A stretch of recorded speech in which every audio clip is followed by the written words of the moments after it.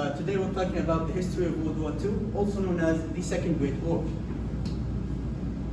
What was World War II? It was the largest war in human history, involving many countries, colonies, and territories from all around the world. Despite all that, it was one of the shortest wars ever, only being 6 years long. It was also one of the deadliest war ever, killing more than 70 million people. Most of them were soldiers, but a lot of them were civilians. Causes for World War II. First, we have the Treaty of Versailles. Second, we have the German appeasement. And third, we have the rise of totalitarianism. The Treaty of Versailles. The Treaty of Versailles was a treaty signed after World War I. It forced the Germans to pay many war reparations. It made the Germans pay $57 trillion after they lost the war. It caused the German economy to completely collapse, and making Germans bankrupt, embarrassed, and guilt-ridden. As you can see here, the German currency became so worthless that if you wanted to buy a loaf of bread, you're gonna have to bring bags and bags of money. It caused desperate people to turn to desperate leaders. The German appeasement. Appeasement means giving someone what they want to prevent them from being angry with you or harming you.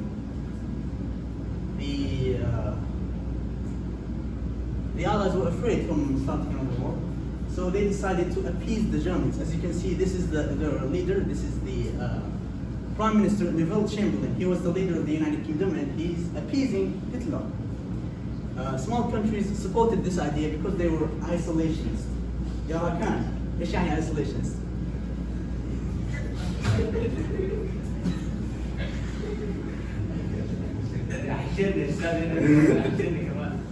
طب مين يعرف ايش يعني isolationist؟ حلول. ايش؟ حلول. حلول؟ تحيد عزل يعزل. The rise of totalitarianism. I will go through this quickly. Totalitarianism is a form of government that attempts to assert total control over the lives of its citizens. A single person or one party has full control over the nation, and citizens' needs are not as important as the nation's needs. Here are some examples. First, we have Adolf Hitler. He was the leader of Nazi Germany. Then we have Benito Mussolini. He was the leader of Italy. Then we have Michinobu Hirohito. He was the leader of, who was the emperor of the Japanese Empire. Then finally we have Joseph Stalin. He was the leader of the Soviet Union. These are the sides of World War II. There are obviously many sides, but these are the most notable ones. First we have the Axis powers, Almania, Italia, or Japan. Then we have the Al-Hulafa, Britannia, França, America. Then we have the communist powers, Al-Quwat Al-Shiyu'iyya, Al-Ittihad Al-Sovieti والصين. The Munich Conference. As you can see, this is a map, and it shows Germany and Czechoslovakia. Hitler wanted these lands in orange. These lands are called the Sudan lands because many Germans were living in them. He wanted those lands because he hoped to create a land that has all the German people in it. So he demanded the lands. He said, give me those lands or I will start a war.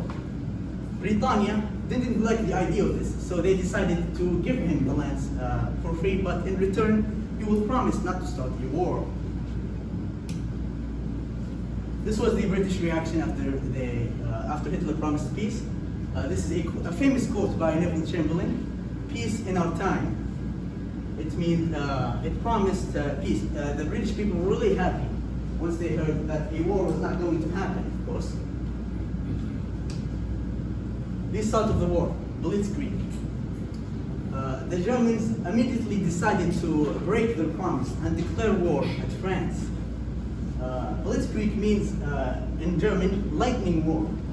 It's a tactic used to overwhelm enemy forces. As you can see here, this is the border between Germany and France. It is heavily fortified. It makes going through it very hard. So Hitler made a genius idea to go through it, through Belgium and into Paris, to completely surround the French forces. The idea went so well to the point that he managed to force the French to surrender in just 6 weeks. This is Adolf Hitler visiting Paris after the French surrender. As you can see, he visited Paris to make fun of the French, to show them that he only took their nation in just 6 weeks. And it was his very smart idea because it made the French people fear him even more. What about Japan? On December 7th, 1941, Japan staged a surprise attack on the islands of Hawaii. As you can see, these islands are the islands of Hawaii. They were owned by America, and Japan staged a surprise attack, killing 2,000 sailors, which caused the Americans to be very angry, which they decided to drop 2 nuclear weapons into the cities of Hiroshima and Nagasaki. The attack was so severe to the point that it killed thousands and thousands of civilians. As you can see here, this is a photo of Hiroshima after the attack.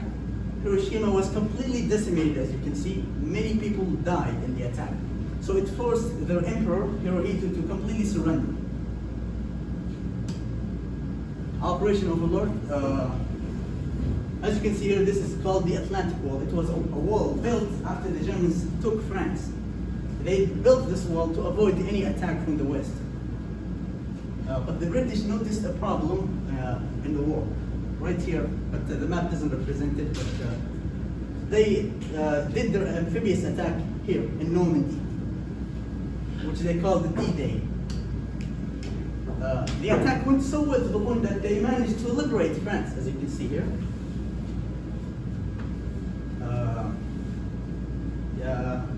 Abdullah, ايش يعني liberate? Keep on going. Keep on going. طيب مين يعرف ايش يعني liberate؟ حبل. ايوه صح.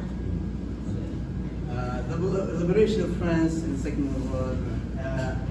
They managed to do this with the help of the French resistance, of course. As you can see in blue, those are the Allied controlled areas, and those are the German ones. They managed to completely surround the Germans in 3rd of September 1944.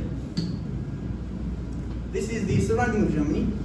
After the Allies managed to take out France, or liberate France, they proceeded to march to Western Germany, and the Soviet Union, we didn't talk about it, the Germans declared war at the Soviet Union at the start of the war, which they failed miserably at, so the Soviets have advanced.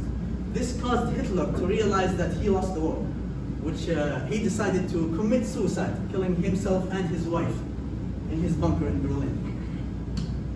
The partition of Germany. Germany was divided to the winning powers. As you can see here, the eastern parts were given to Poland, and also the eastern part was given to the Soviet Union. The western part was given to the United Kingdom, and the southern parts were given to France and the USA.